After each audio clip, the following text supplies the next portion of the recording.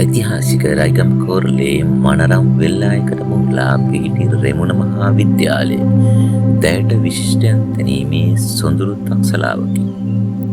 වර්ෂ 1947 ජුලි මස 1 වන දින එවක අධ්‍යාපන ඇමතිව සිටි CWW කන්නංගර ශ්‍රීමතාණන්ගේ ප්‍රධානත්වයෙන් දැයේ දරුවන්ට දායාද කෙරුණු පාසල ටිබෙට් ජාතික එස් මහින්ද හිමියන් එදින ආරම්භක දේශනය පැවැත්වීමද අපහට ගෙනෙන්නේ අප්‍රමාණ ගෞරවයකි. කටුමැටි සහිත එක් පන්ති කාමරයකින් හා සිසුසිසුවියන් 36 දෙනෙකුගෙන් ඇරඹුණු පාසලේ පළමු විදුහල්පතිවරයා ලෙස පත්වන්නේ PKD කරුණාතිලක මහතාය.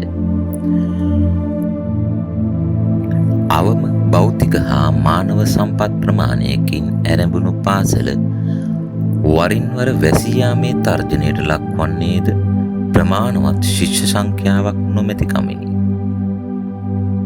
1972 දී පළමු වරට උසස් පෙළ විෂය ධාරාවට නිර්දේශ වූ අතර විෂය ධාරාව ආරම්භ කළ පළමු පියවරේදීම එනම් 1974 දී පළමු විශ්වවිද්‍යාල විද්‍යාර්ථියා ලෙස සිරියාවදී පත්වන්නේ විදුමවට අප්‍රමාණ අභිමානයක් එක් කරමිනි.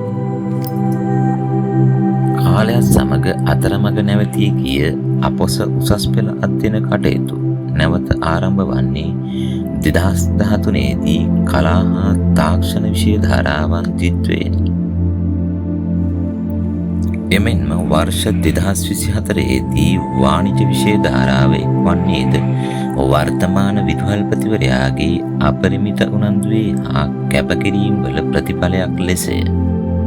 කලාපයේ පිහිටි සෙසු ජනප්‍රිය පාසල් වලට නොදෙවිනි අතිනවීන පහසුකම් වලින් සපිරි තාක්ෂණික විද්‍යාගාරය, මහින්දෝදය පරිගණක විද්‍යාගාරය, සුහුරු පන්ති කාමර හා විද්‍යාලයම ආවරණය වනසේ ගොඩනගා ඇති අධිවේගී අන්තර්ජාල සේවාව මගින් ඉගෙනුම් ගැනීම් ක්‍රියාවලියට ලබා දෙන්නේ නොමද පිටුබලයකි.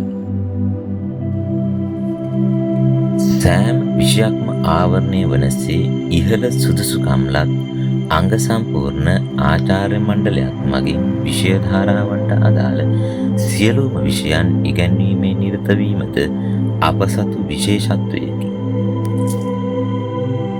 පසුගිය වසරක දෙකක කාලය තුළ ක්‍රීඩා, සෞන්දර්ය, තාක්ෂණ ආදී සෑම අංශයකම නව නැඹුරුවක් ප්‍රදර්ශනය කරමින් කලාප, පළාත් හා සමස්ත ලංකා ජයග්‍රහණයන්ගෙන් විදුමව පිදුම් ලැබීමත් අපොස සාමාන්‍ය පෙළ ප්‍රතිඵල මෙන්ම උසස් පෙළ සමතුන්ගේ හා විශ්වවිද්‍යාල සමතුන්ගේ කැපී පෙනෙන වර්ධනයක් අත්කර තිබීම තුළ ඇත්තේද නිහතමානී ආඩම්බරයකි.